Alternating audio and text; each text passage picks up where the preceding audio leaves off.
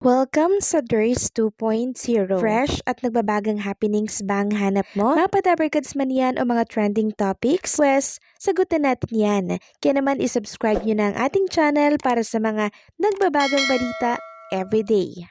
So, ayun, welcome back again sa ating YouTube channel mga kadabarkads, and for today's video nga pag-uusapan natin ay tungkol sa kaganapan po ngayong araw sa mga dabarkads at syempre sa Itbulaga. So, ngayong araw po ng Sabado, ginanap na or sinelebrate na po ang advance celebration po ng birthday ni Bossing Vic Sotto. So, instead na Lunes, ginawa po nilang Sabado. Pero syempre, by Monday, may birthday celebration pa rin pong hinanda ang mga dabarkads for Bossing Vic Sotto. So, ang tema nga po ng celebration ng birthday ni Bossing Vic Sotto ay piyesta. Ang buong studio, ang buong bansa, ang buong mundo po ay nakiselebrate sa araw na to ng birthday ni Bossing Vic. Nariyan nga po at may mga bumati pa from ibang bansa para po sa birthday ni Bossing Vic Sotto. Bumati rin syempre ang mga anak ni Bossing Vic, pamilya po niya, and syempre ang kanyang mga kapatid. Hindi rin syempre mawawala ang cast ng The Kingdom, katulad po ni Piolo Pascual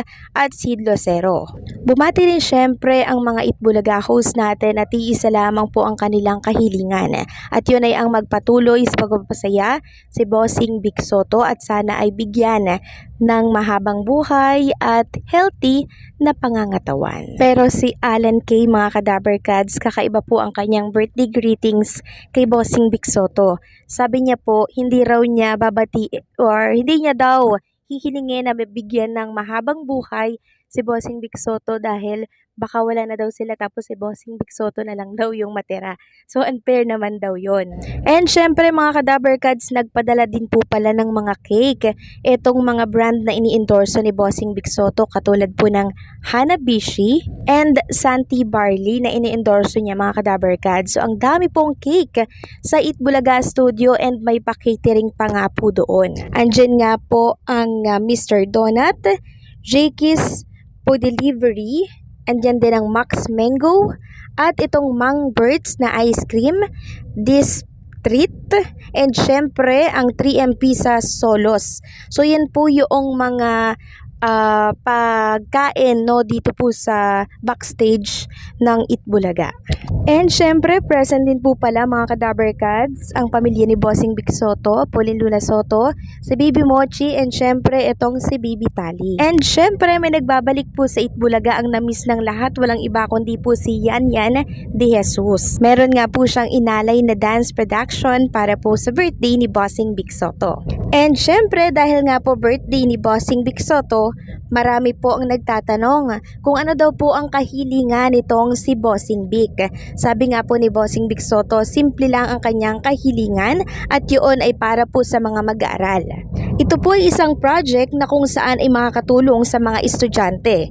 Ito yung isang lapis, isang papel project na kung saan ay pwede po kayong magpadala ng mga school supplies dito po sa Itbulaga para po maibahagi ito sa mga nangangailangan po na estudyante. Sa mga gusto pong mag-donate, narito po ang kanilang address, no? Makipagbayanihan na TV5 Media Center, Reliance Street, Mandaluyong City.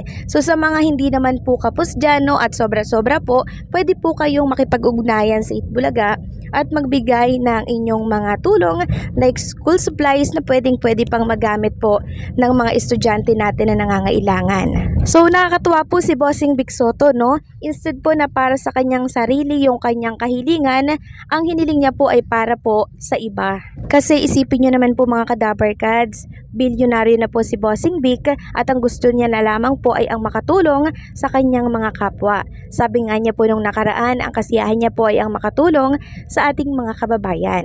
Samantalang kanina naman po mga kadabarkads, marami pong nagtataka.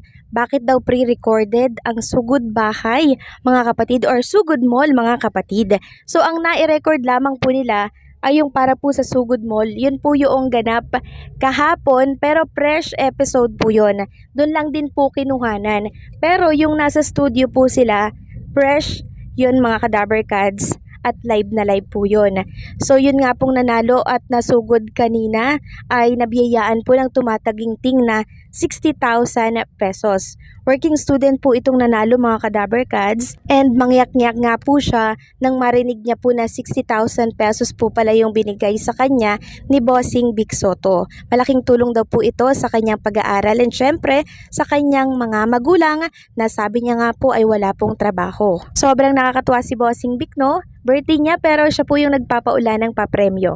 Next topic naman mga Kadaber Kads, nag-contribute po ang Itbulaga sa mga namayapa at namaalam po natin na 3 singer, superstar at talaga namang mahuhusay po na artista dito po sa ating bansa na sila Haji Alejandro, Nora Honor, and syempre Pilita Corrales. So nag-alay po ng kanta si Karen Aistrup, bumalik ulit itong si Icy Guerra, and syempre ang mga SQ natin.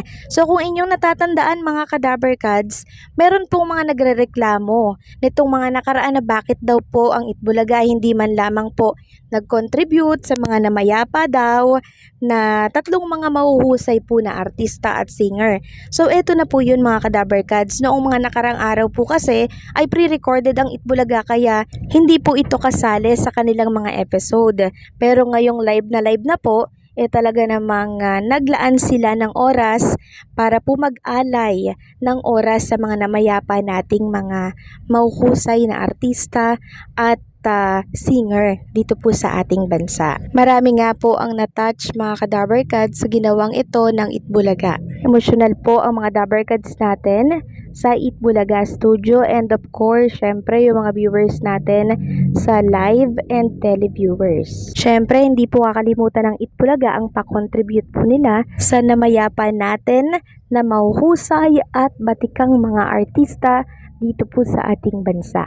Ang buong Daber Kads po, buong bansa ay nakikiramay sa 3 namayapa po na batikang singer sa ating bansa. Hindi po namin malilimutan ang mga naiwan nyo na legacy. Kaya naman sa mga umaangal at nagrereklamo po dyan na mga bashers tungkol sa hindi po pag-tribute ng Itbulaga sa mga namayapa, eto na po. Sinagot na po ang inyong mga kahilingan.